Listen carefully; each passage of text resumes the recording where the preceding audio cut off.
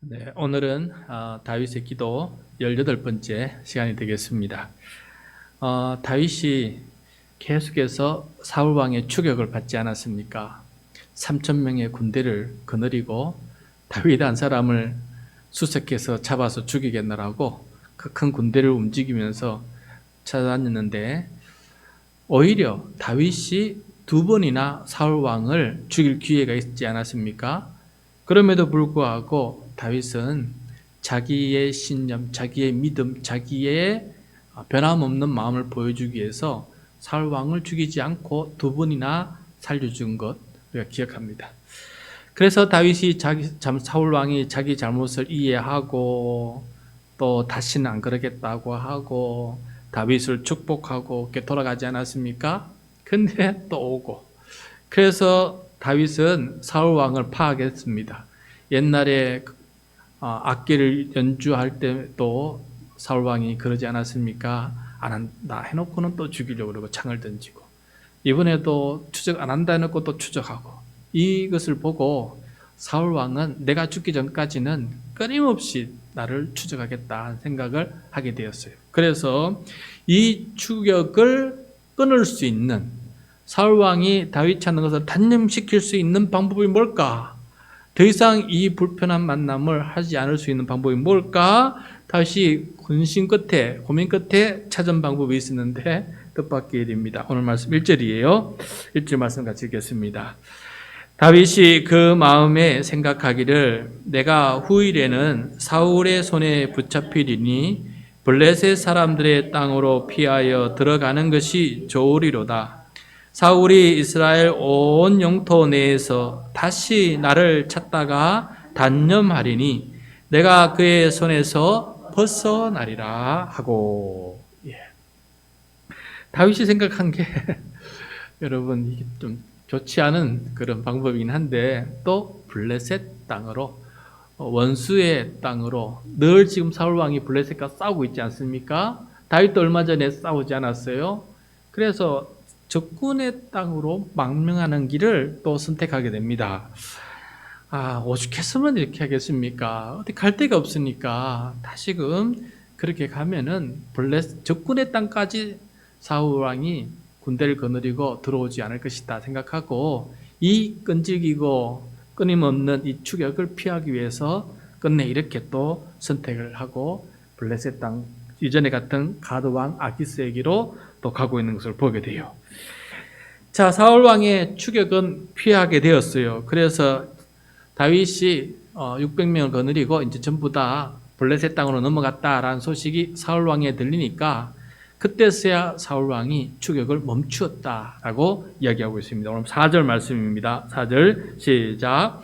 다윗이 가드에 도망한 것을 어떤 사람이 사울에게 전하매 사울이 다시는 그를 수색하지 아니하니라. 네.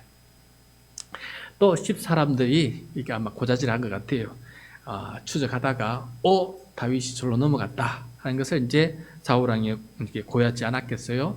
그때서야 이제 사울 왕이 다윗을 추적하는 일은 그만두었다 하고 이렇게 말하고 있는 것을 보게 됩니다. 자, 이 끈질긴 추격과 추격 전쟁이 끝났지만은 이제 여기서 어떻게 사느냐 이게 문제 아니겠어요? 블레셋 땅에서. 자, 여러분 이전에는 갔을 때 막 죽을까 싶어서 혼자 갔고 미친 채 하고 겨우겨우 도망쳐서 살아나지 않았습니까? 그런데 이번에는 전혀 다른 모습이에요. 담대합니다. 요구할 거는 요구하고 막 그렇게 하는 모습을 보게 돼요. 왜 그럴까? 5절 말씀 한번 보겠습니다. 5절 시작. 다윗이 아기스에게 이르되 바라건대 내가 당신께 은혜를 입었다면 지방 성읍 가운데 한 곳을 내게 주어 내가 살게 하소서. 당신의 종이 어찌 당신과 함께 왕도에 살리까 하니. 자, 다윗은 아마도 가서 그렇게 얘기하지 않았겠어요. 겉으로는 내가 망명 왔습니다. 이제 아기스 왕의 가드 왕 아기스에게 내가 충신이 되겠습니다. 우리 망명을 했으니까 저와 우리 600명의 사람들을 생명을 보존해 주십시오. 그러면은 내가 잘 하겠습니다. 아마 이렇게 얘기하지 않았겠어요?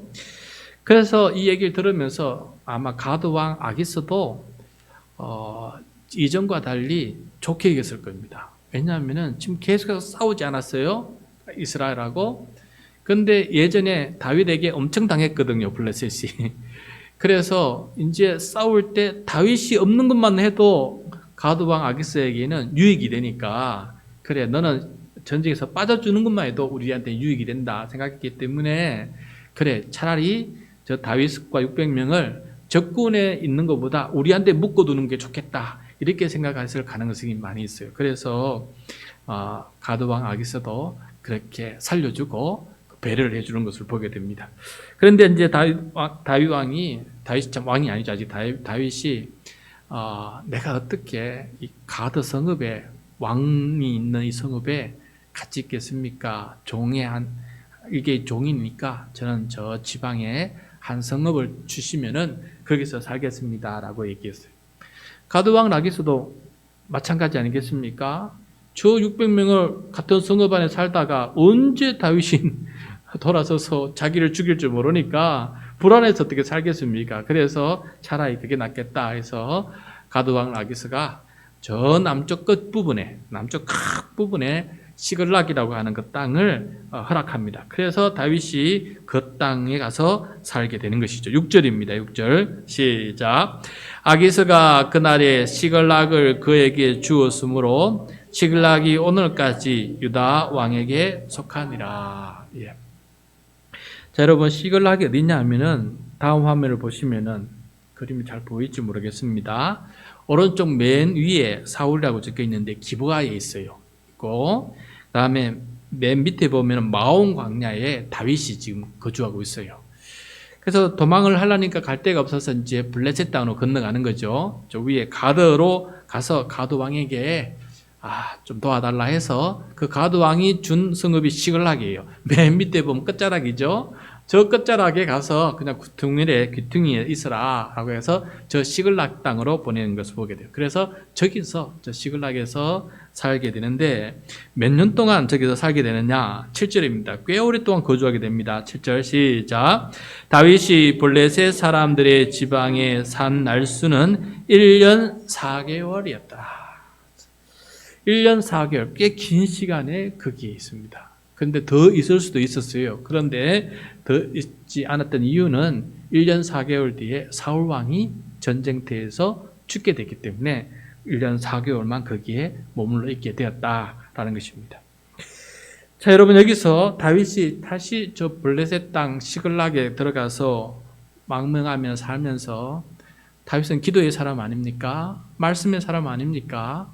거기서 1년 4개월 동안 있으면서 그가 드렸던 기도 분명히 있을 텐데, 시편 150편 중에 73편이 다윗의 시편인 기도문이에요. 그런데 대부분의 시편이 언제 기록되었는지를 기록하지 않고 있어요. 그래서 제가 또 한번 쭉 살펴보았습니다. 어떤 시편이, 어떤 기도문이 이때 들었을까? 제가 찾아보니까 시편 62편이겠다 하는 생각이 들었어요. 시편 62편. 그때 안 들었더라도 다윗의 마음이 이거다는 것을 우리가 생각해 보면은 다윗의 기도는 어떤 기도였는지 우리가 깨달을 수 있을 것 같아요. 그래서 먼저 이 다윗은 지금부터 사울 왕이 죽기까지 하나님께서 자신을 이스라엘로 부르실 때까지 기다리는 삶을 살았어요. 기다리는 삶. 그래서 시편 62편 1절 말씀과 2절 말씀 우리 같이 한번 읽도록 하겠습니다. 시작. 나의 영혼이 잠잠히 하나님만 바라며 나의 구원이 그에게서 나오는도다. 오직 그만이 나의 반석이요 나의 구원이시요 나의 요새이시니 내가 크게 흔들리지 아니하리로다. 아멘. 자, 1절 말씀 보면은 잠잠히 하나님을 기다립니다. 언제까지? 하나님께서 구원을 주실 때까지. 여기서는 기다리는 것 외에는 할 일이 없지 않습니까? 그럼에도 불구하고 자기를 구원하시고 자기가 의지할 분은 하나님이시다. 2절 말씀 보십시오. 오직 주만이 블레셋도 아니고 가드왕 라기스도 아니고 주만이 반석이요 구원이시요 요새이시고 그래서 내가 흔들리지 않고 이 믿음 가지고 여기에서 살아간다라고 이렇게 하나님 앞에 고백하고 있는 다윗의 기도를 들을 수 있습니다. 여러분, 우리가 아무것도 할 수 없을 때 내 힘으로는 아무것도 할 수 없고 이처럼 도망치고 물러서서 숨어 있어야 될 수밖에 없을 때에는 어떻게 합니까? 절망이 아니라 하나님께 소망을 두고 잠잠히 기다리면서 하나님께서 구원해 주실 때까지 우리가 인내하면서 살아야 되지 않겠습니까? 그것이 바로 다윗의 기도의 첫 구절 내용이에요.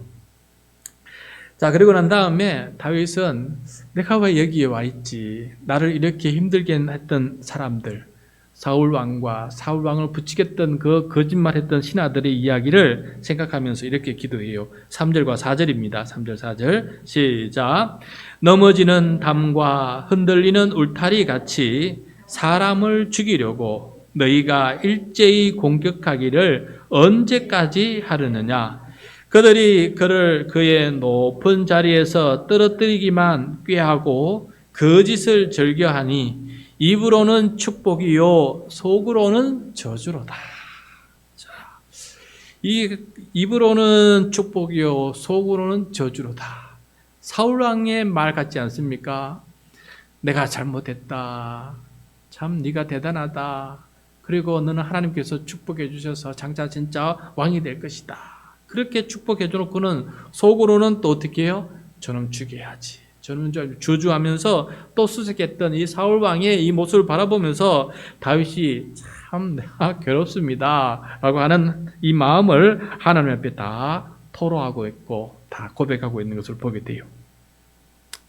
그래서 이렇게 하나님 앞에 이런 상황을 탄식하면서 하나님 이 문제 좀 해결해 주십시오 라고 간청을 하는데 8절입니다. 8절 같이 읽겠습니다. 백성들아 시시로 그를 의지하고 그의 앞에 마음을 토하라. 하나님은 우리의 피난처시로다. 자, 다윗은 자기 혼자 문제가 아니지 않습니까? 함께 있던 자기 백성 600명의 백성들을 생각하면서 다윗이 이렇게 답답하고 답답함을 토로한 것처럼 그냥 다윗을 따라다녔다가 이렇게 힘든 일을 겪고 있는 600명의 사람들도 얼마나 답답하고 힘이 들겠습니까? 그래서 다윗이 백성들에게 말합니다. 시시때때로 그를 의지하고 그 다음에 그의 앞에 마음을 나처럼 토해라. 힘들고 어려운 일이 있을 텐데 왜 아니겠느냐? 나한테도 원망하고 싶을 텐데 그 마음을 다 토하면서 그래도 우리의 피난처는 하나님이시니 하나님 앞에 그렇게 나아가고 하나님을 의지하면서 살아가자라는 그런 말의 권유가 이 기도 속에 포함되어 있는 것을 보게 됩니다. 그리고 다윗은 이런 삶의 역경을 통해서 사람이라는 게 도대체 무엇인지 깨닫게 돼요. 여러분, 사람한테 많이 당하고 나면은 사람이란 게 뭔지 그 본성을 깨닫게 되는 거 아니겠습니까? 이 역경을 통해서 사람을 깨닫게 됩니다. 9절과 10절 말씀인데 우리 같이 한번 읽도록하겠습니다. 9절 10절 시작. 슬프도다. 사람은 입김이며 인생도 속임수이니 저울에 달면 그들은 입김보다 가벼우리로다. 포악을 의지하지 말며 탈취한 것으로 허망하여지지 말며 재물이 늘어도 거기에 마음을 두지 말지어다. 아마도 이게 지금 함께 있는 사람들에게 하는 얘기 같아요. 이 기도를 통해서 얘기하는데 참 슬프다. 그렇죠? 슬픈 마음이죠. 왜 슬프냐? 사람이 입김처럼 가볍다. 그 입이 입김처럼 가볍다. 속임수를 얼마나 하는지 정말인 것처럼 그렇게 속임수를 하는 걸 보니까 사람의 입김이 이렇게 가벼울 수가 없다. 저울에 달면은 사람 입김보다 더 가벼운 게 이 우리 거짓말하는 이 사람의 본성이다라는 것을 깨달으면서 사람은 근본적으로 속이는 사람, 거짓말하는 존재다라는 것을 많이 깨닫게 될 것입니다. 그러면서 곁에 있는 사람들에게는 그럼에도 불구하고 우리는 그렇게 살지 말자 하면서 하는 말이 아무리 우리가 힘들고 어려워도 속이는 일을 하지 말고 포악을 의지하지 말자. 남에게 속이고 빼앗으려고 그러면 포악해지지 않겠어요? 그리고 탈취하려고 하지 않겠습니까? 거짓말로 탈취하고 생명을 빼앗고 직위를 빼앗고 그래서 재물을 얻으려고 이 10사람들이 자꾸 다윗의 거처를 사울왕에 고자질한 이유가 뭡니까? 그걸 통해서 재물을 보답으로 받는 것 때문에 그렇게 열심히 뛰어다니지 않겠습니까? 뭐하러 열심히 뛰어다니겠습니까? 그들이 재물을 노리려고 다윗이라고 하는 거룩한 하나님의 백성을 생각하지 않고 돈만 생각하고 다윗을 죽이는 데 협조하는 일을 서슴없이 하지 않았습니까? 그래서 다윗은 곁에 있는 사람들에게 우리 그렇게 속이면서까지 포악하고 탈취하고 재물에 의지하면서 그게 마음을 두고 우리가 살지 말자. 안 그러면 우리는 우리의 믿음의 진실성이 하나님 앞에 사라지게 되고 우리나 사울 왕이나 똑같은 사람이 되고 그 똑같은 부류의 사람이 되고 말지 않겠느냐. 우리가 다르게 살자 하면서 그렇게 다독이고 격려하고 위로하는 다윗의 모습을 오늘 여기 통해서 또 보게 됩니다. 그렇지만 다윗은 끊임없이 하나님을 신뢰해야 된다라는 것을 자기 경험을 통해서 고백해요. 11절 12절입니다. 11절 12절 시작. 하나님이 한두 번 하신 말씀을 내가 들었나니 권능은 하나님께 속하였다 하셨도다. 주여 인자함은 주께 속하오니 주께서 각 사람이 행한 대로 갚으심이니이다. 자, 다윗이 이제 간증을 하게 됩니다. 내가 한두 번 하나님께서 하신 말씀을 내 마음에 들었는데 내가 힘들고 어렵고 힘이 없을 때마다 하나님은 나에게 뭐라고 말씀하냐면은 권능은 하나님께 속하지 않았느냐. 내가 권능을 가지고 있지 않느냐. 다윗아 나를 의지하고 내 권능을 신뢰하고 기다리라 라고 이렇게 하셨던 말씀이 생각나서 고백을 합니다. 하나님께서 이렇게 말씀하셨으니 여러분 우리 권능은 하나님께 있습니다 라고 이렇게 얘기하는데 어떤 권능이 하나님께 있다는 거예요? 어떤 권능이? 그 다음 12절 보면은 주께서 각 사람이 행한 대로 갚으십니다. 하나님께서는 반드시 각 사람이 행한 대로 갚으시는 권능을 가지고 계신다. 심판하시는 권능을 가지고 계신다. 그래서 우리에게는 인자하심으로 갚아주시겠지만은 악을 행한 자들에게는 하나님께서 진노하심으로 갚아주실 것이다. 이것을 의지하고 우리가 살아가자. 1년 4개월 동안 다윗이 그들을 위로할 수 있는 말이 뭐겠습니까? 하나님께 권능이 있고 하나님께서 반드시 행한 대로 심판하실 것이니까 시간이 오래 걸리고 더디 걸리고 낯선 땅에 살아가는 게 힘들고 어렵지만은 우리 함께 믿음을 가지고 이 믿음을 가지고까지 하나님께서 하실 일을 바라보면서 믿음으로 걸어가자라고 이렇게 다독이는 다윗의 기도, 다윗의 그 격려의 말을 오늘 이 말씀을 통해서 우리가 보게 됩니다. 자, 그래서 저는 오늘 기도 제목을 하나님의 권능을 기다리는 기도였다. 하나님의 권능을 기다리는 기도다라고 이렇게 이름 지어 보았어요. 그래서 어떻게 기도해야 되느냐? 다윗처럼 내가 아무것도 할 수 없고 비록 내가 권능을 가지고 있긴 하지만은 사울 왕을 죽일 권능이 있지 않습니까? 그렇지만 그건 쓸 수 없는 권능 아니겠어요? 왜? 하나님께서 기름 부었으니까. 권능이 있어도 내가 할 수 없을 때에는 내 영이 잠잠히 하나님을 바라보며 마음을 토해내는 사람 되게 해주십시오. 그 다음에 힘들다고 속임수, 포악, 탈취, 재물을 택하는 어리석은 사람, 내가 그렇게 싫어하는 원수처럼 그 원수 때문에 내가 있게 되었는데 나도 그 원수를 닮아서 속임수, 포악, 탈취, 재물을 선택하는 그런 우를 범하지 않게 도와주십시오. 그리고 마지막으로 행한 대로 갚으시는 주의 권능을 믿고 하나님께서 구원해 주실 때까지 기다리는 사람 되게 해주십시오. 다윗처럼 이런 상황에 놓이는 것처럼 많지는 않습니다. 그러나 정말 사면초가처럼 아무것도 할 수 없을 때 우리가 해야 될 기도는 바로 이런 기도가 아닐까. 다윗을 기억하면서 그렇게 하나님의 권능을 기다리며 나아가는 우리들의 기도하는 모습이 되기를 간절히 소원합니다.